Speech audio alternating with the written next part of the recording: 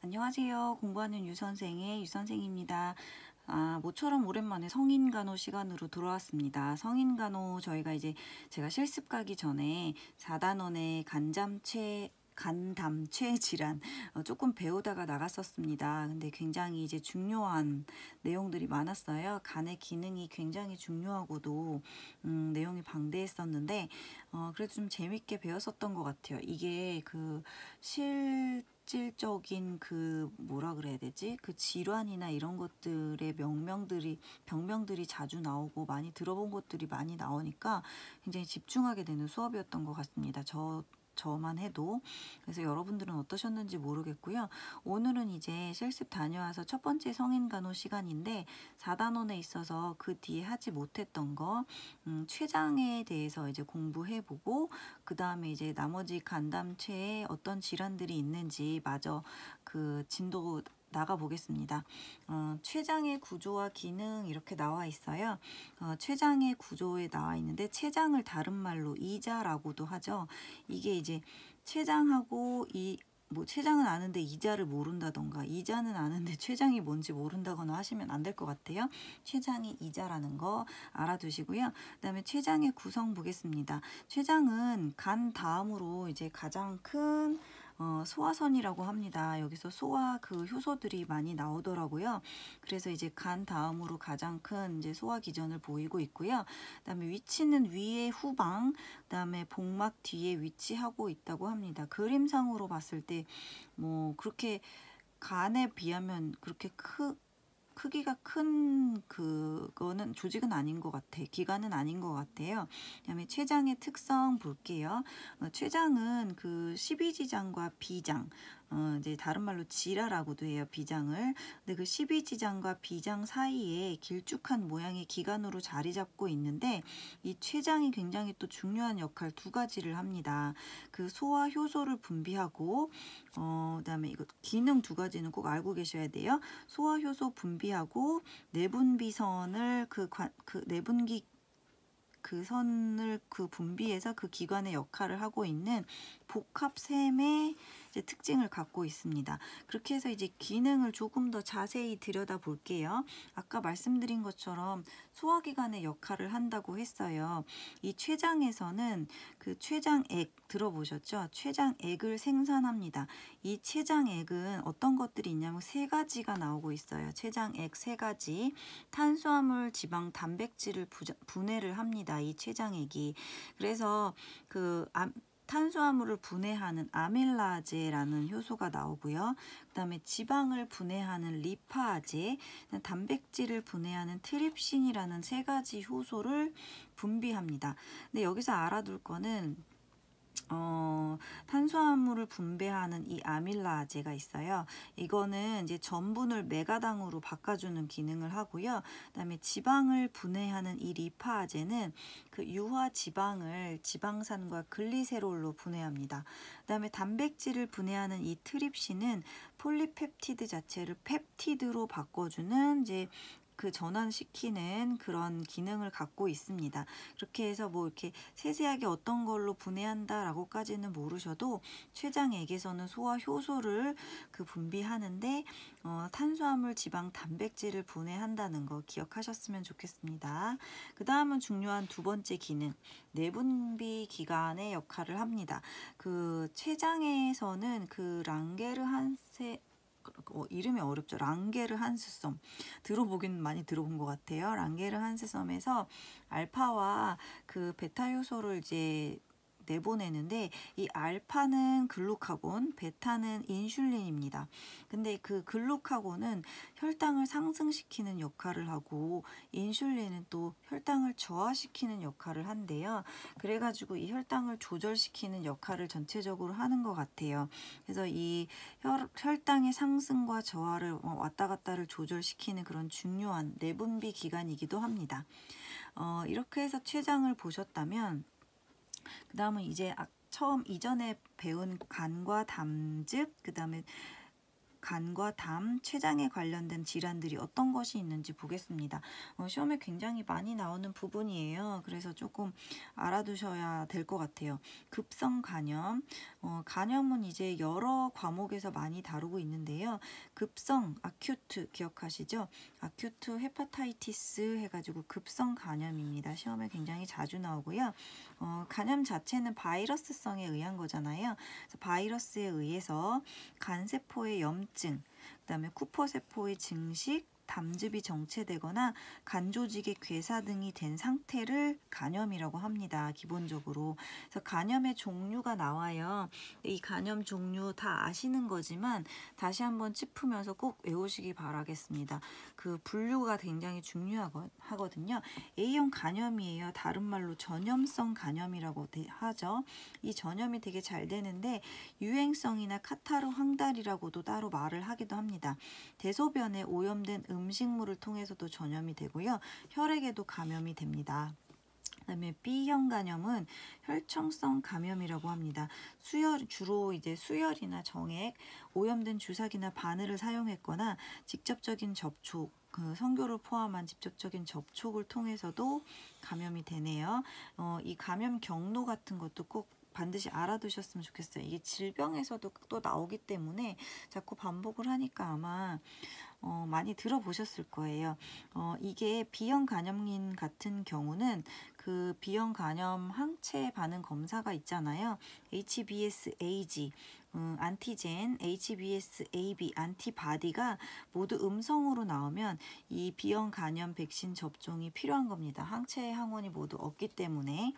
그 다음에 C형은 이제 C형 간염은 수혈을 통해서 감염을 되는 거. 이렇게 해서 A형은 전염성 간염, B형은 혈청성 감염. 그 다음에 어떤 경로를 통해서 감염이 되는지 반드시 알아두시기 바래요. 다음 보겠습니다. 급성 간염의 증상, 짙은 색깔의 소변, 그다음에 뭐 식욕 부진, 체중 감소되고요. 그다음에 우측의 상복부, 아무래도 이제 간이 위치한 그 위치가 우측 상복부라고 했잖아요. 그 오른쪽 R, U 어퍼, Q 해갖고 쿼터해서 RUQ의 앞통이 있습니다. 그 다음에 이제 근육통이 있고요. 발열과 오심, 구토, 황달 소양증은 그 감염에 있어서 가장 공통적인 또 증상이기도 하죠. 그래서 이 감염은 어떻게 진단을 내리냐 하면은 SGOT, AST라고도 하고 SGPT, ALT라고도 하는 검사를 통해서도 진단을 하고 아까 말씀드린 그 HBsAg하고 HBsAb 이런 것처럼 B형 간염 항원 항체 검사를 통해서도 진단을 내릴 수 있습니다. 치료는 이게 간염 자체가 굉장히 피로함을 느끼는 질병이기 때문에 절대적인 안정이 필요하고요. 그 다음에 지방이 적고 당질이 중심된 소화가 쉬운 식품을 먹어야 됩니다. 그 다음에 가려움증이 동반이 되는데 이게 황달기가 있으면 가려움증이 동반이 되기도 해요. 가려움증을 대비해서 항히스타민제나 감염을 예방하기 위한 항생제 복용 가능하고요.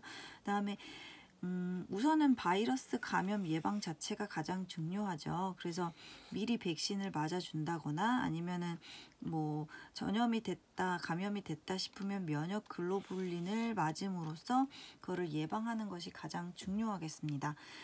그 다음은 이제 만성 간염, 크로닉 헤파타이티스라고 하죠.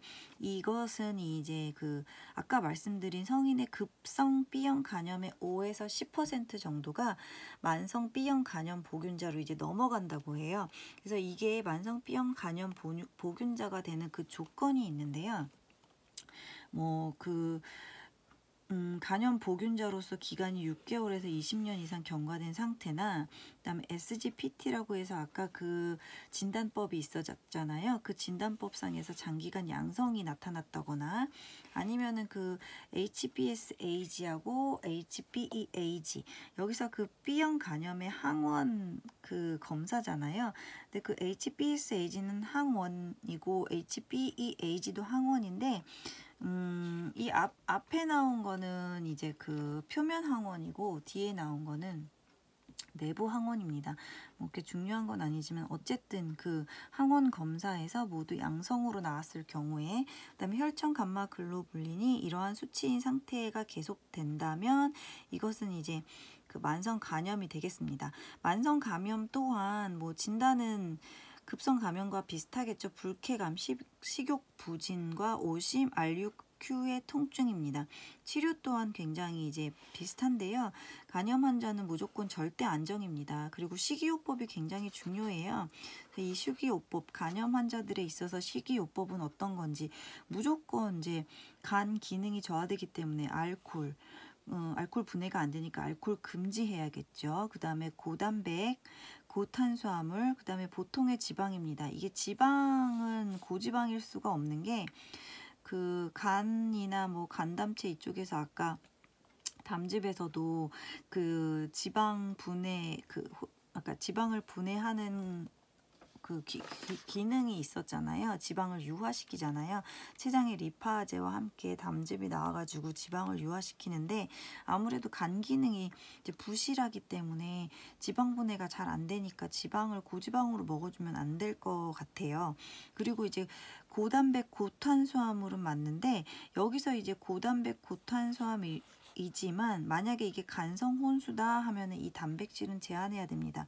간성 혼수를 기억하시는지는 모르겠는데 이 간성 혼수 자체가 어떠한 기능이냐면 이제 그 간에서 아미노산을 이제 탈아미노산화 시키잖아요. 그래서 그 탈아미노산화 되면서 떨어져 나온 그 질소가 있어요. 그 질소 암모니아라고 하는데 그 암모니아를 이제 간에서 요소로 전환을 시켜줘야 돼요.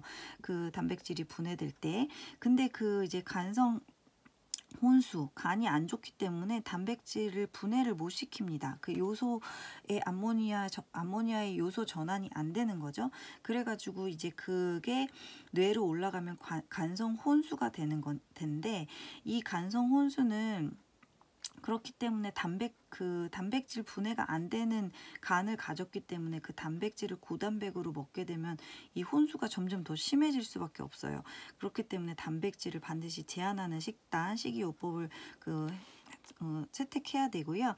그 다음에 이 만성 간염에 있어서 치료 시에 아스피린이나 아세트아미노펜은 그 손상된 간을 더 손상시키기 때문에 반드시 사용이 금지되는 그 약품입니다. 그 반드시 기억해 주시고요. 그 다음은 이제 간경화 보겠습니다. 리버 시로시스라고 하는데 이 간경화는 그 많이 들어보셨죠? 간 자체가 딱딱하게 굳어지면서 결체 조직이 비우된 상태를 말하겠습니다.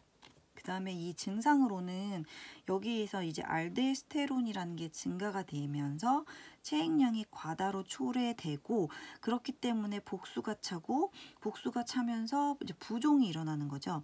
그래서 부종이 일어나면 그 나트륨이 그만큼 빠져나가지 못한다는 거기 때문에 나트륨 정체가 생기고요.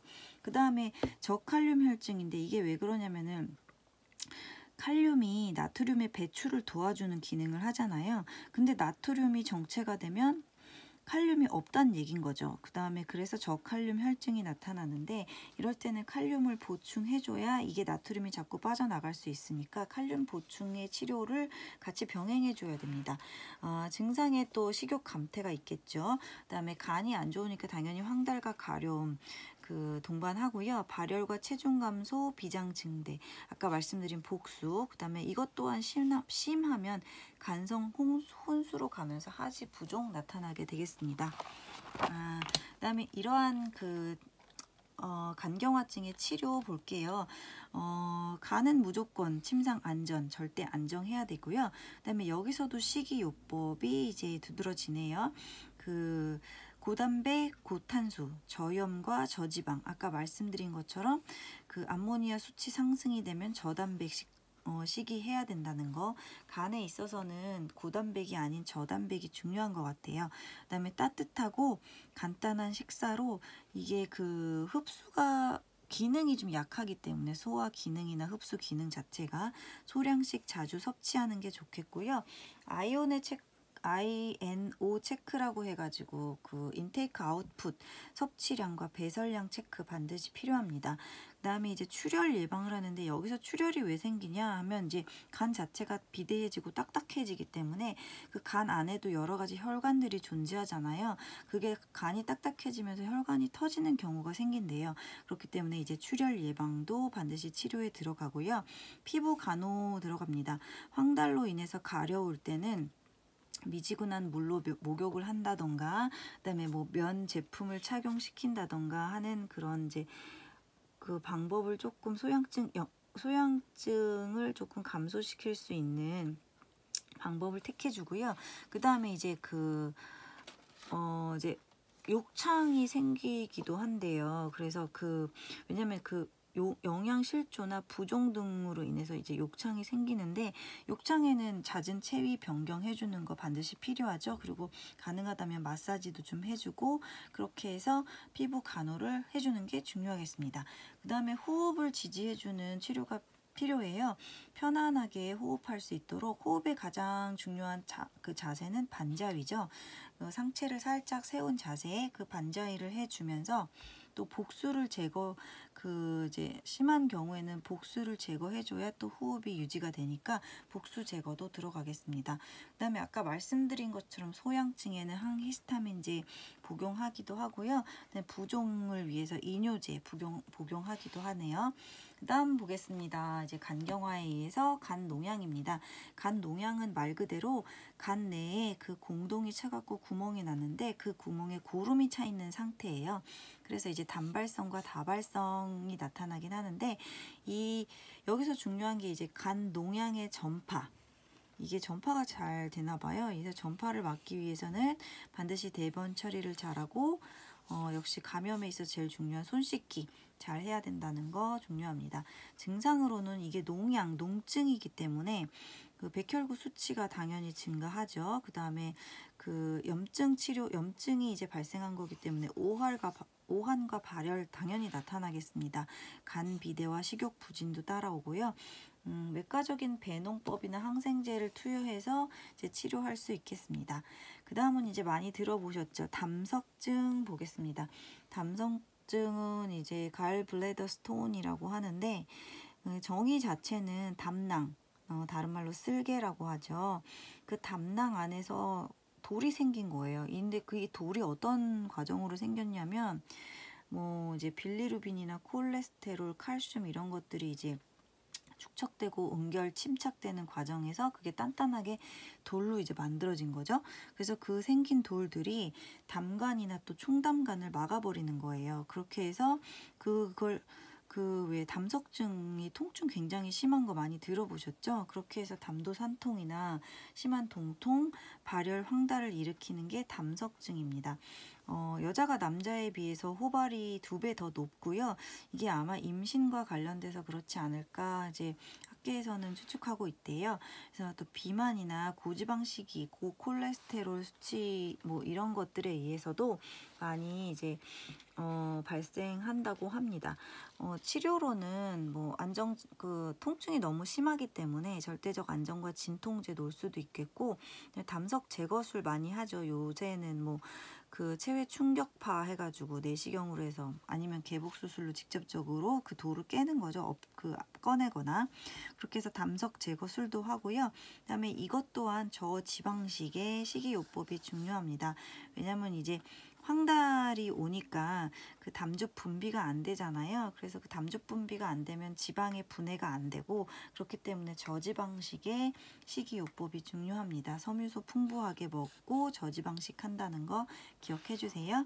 그 다음에 마지막으로 췌장염입니다. 원인은 복막염이나 만성 알코올 중독, 담석증이나 또 볼고리 후유증으로도 생길 수 있다고 하고요. 증상은 상복부의 통증, 오심, 구토, 발열, 그 다음에 복막염시는 복부 팽만이 일어나기도 한다고 합니다. 그렇게 해서 4단원 다 공부해봤어요. 굉장히 중요하지만 그 기전 같은 거 정확히 원리 조금 이해하시면서 외우시면은 굉장히 그 간이 중요한 기능을 하는 걸 저는 이번 시간에 많이 배웠기 때문에 재미있는 시간이었던 것 같습니다. 그래서 여러분들도 이제 이러한 지식이 자꾸자꾸 쌓일수록 해박해지잖아요. 그래서 이제 그런 즐거움을 가지고 공부하시면 좋을 것 같아요. 그래서 저는 이제 다음 시간에 이제 5단원 호흡기계 질환으로 다시 또 찾아오겠습니다. 시청해 주셔서 감사합니다.